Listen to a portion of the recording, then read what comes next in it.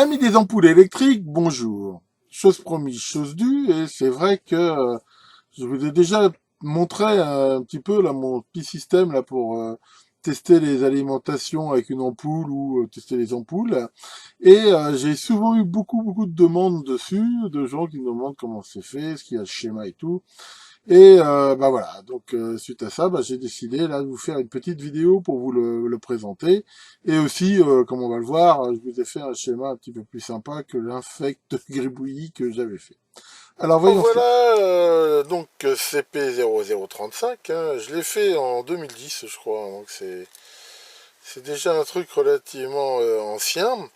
Alors, c'est quoi le but? Ça a plusieurs fonctions. Là, une des fonctions déjà principales, eh ben, c'est tout bêtement de tester des ampoules. Pourquoi? Bah, parce que comme tout le monde, hein, j'utilise des ampoules électriques. Vu qu'en plus j'habite une vieille ferme, bah, j'ai un petit peu de tout, hein. J'ai encore des vieux B14 ici, j'ai du E27. Et en même temps aussi, hein, je répare souvent des ampoules LED. Et donc j'ai besoin de pouvoir assez facilement les tester. Et bah, c'était toujours un petit peu gênant à chaque fois, bah, j'avais pas ce qu'il fallait. Donc un jour je me suis dit déjà il faut pouvoir facilement donc brancher des ampoules de tous les types. Alors j'en ai oublié un à l'époque, hein, c'est le GU10. Et c'est vrai que c'est un type que finalement j'utilise de plus en plus. Maintenant je viens de trouver et de commander des adaptateurs E27 GU10 qui font que bah, je pourrais facilement le tester. En théorie, vu qu'il y a des adaptateurs pour tout, on pourrait très bien avoir que du E27 par exemple, et puis utiliser des adaptateurs pour les autres types de lampes. Il n'y a rien qui l'empêche. Mais quand j'ai fait ça, je me suis dit, bah, c'est aussi utile de pouvoir assez facilement tester des appareils, et surtout des alimentations ou enfin, des appareils sur lesquels on a éventuellement un doute de court-circuit, où l'ampoule sert un petit peu de fusible, mais indestructible, dans la mesure où si jamais il y a un court-circuit carrément foin et massif sur la charge, et ben, au pire l'ampoule s'allume et ça casse rien. Donc voilà, c'était un petit peu ça l'idée, avec bien sûr une possibilité toujours de sécurité. Et aussi, hein, quand on teste des transformateurs ou des trucs comme ça, bah, souvent on n'a pas, on a que deux fils. Et bah, ça permet, grâce à ces systèmes là, rapides, de se brancher dessus. En même temps, il y a un mode mise en route, on va dire, comme on le voit ici, rapide, mais temporaire, hein, pour juste faire un essai. Ou ici, bon là je me suis fait un peu plaisir avec ce truc-là, un mode ici continu. Voilà. Alors, dans ma première version, ça coupait que une phase, hein, enfin, normalement la phase, mais enfin bon, comme on n'est jamais sûr de l'ordre entre phase et neutre, et c'est vrai que c'était pas tellement satisfaisant, donc j'ai changé, et j'ai mis dans un relais, hein, je vais vous montrer le schéma, qui coupe en fait à la fois la phase et le neutre, ce qui fait que quand ici c'est pas en route, là on peut vraiment y mettre les doigts, ça craint absolument pas. J'ai donc rajouté ici un voyant ici qu'on voit vert ici allumé qui montre que y a une présence secteur, hein. De toute façon il y a quand même un fusible ici derrière, donc ça montre que qu'il y a du jus. Si le fusible était cramé, ça s'allumerait pas, ou si bien sûr il n'était pas branché. Et ici ce voyant rouge qui montre quand c'est en route. Et grâce à cet inverseur ici, on peut choisir est-ce que l'ampoule ici est en série ou en parallèle. Donc si elle est en série, bah, je veux dire, c'est normal qu'elle ne s'allume pas dans la mesure où bah, j'ai pas de charge. Si elle est en parallèle, voilà, on voit que ça s'allume. C'est aussi le mode pour juste tester les ampoules.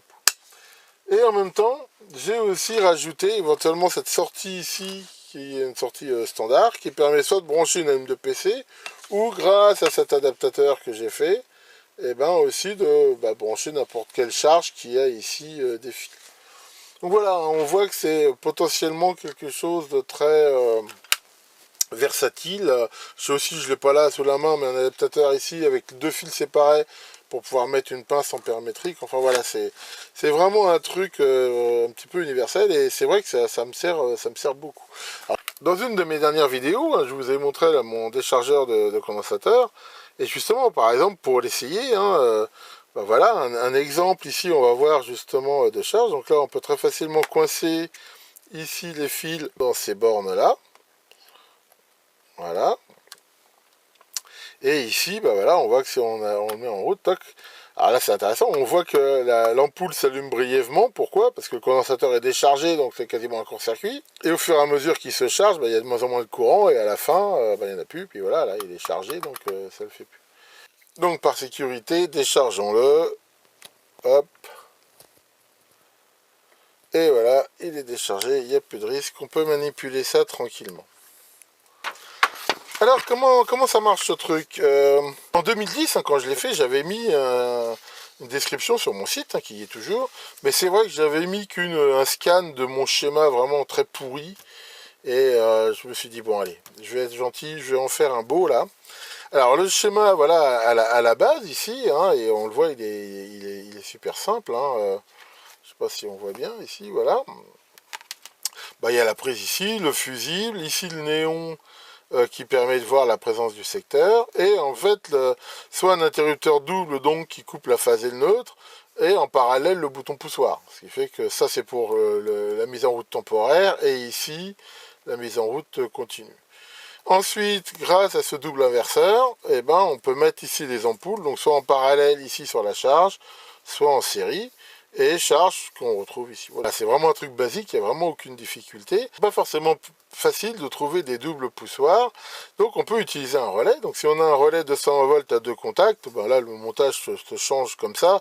On voit que c'est super simple. Ça permettrait aussi, pourquoi pas, ce serait pas forcément une mauvaise idée, de mettre ici un coupe-circuit genre coup de poing. Bon, là j'en avais pas à l'époque, mais qui permettrait de couper facilement ici la charge en urgence, on va dire.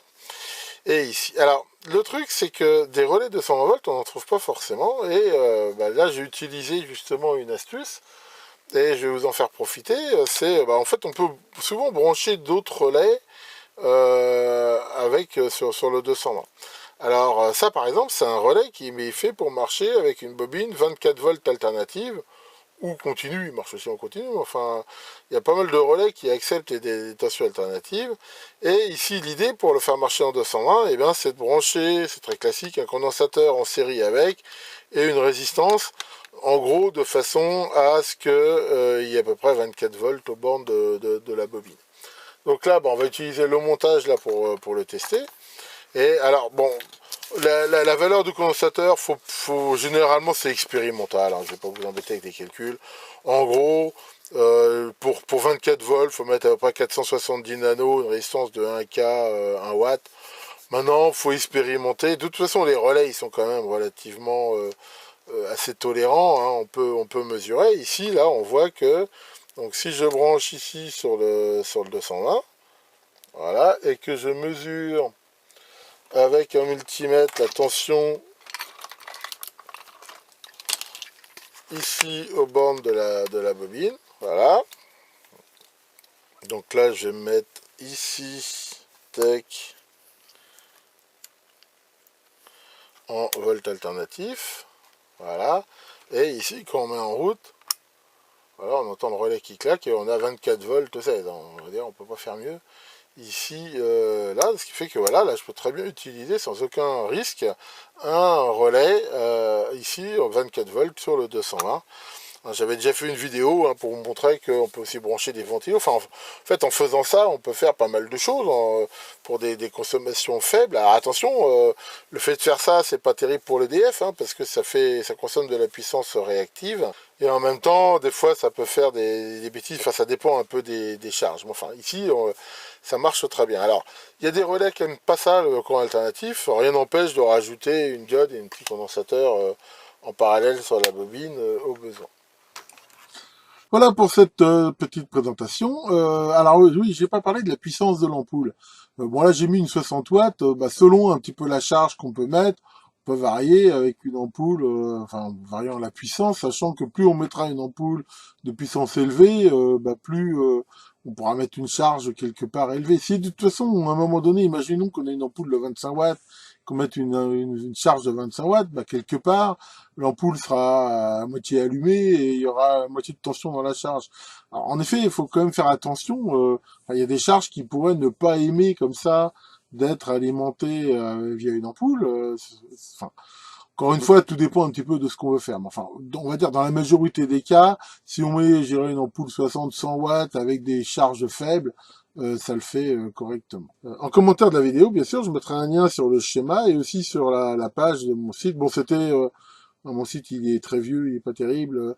Pour l'instant, c'est vrai que j'ai fait un peu des pages à rallonge.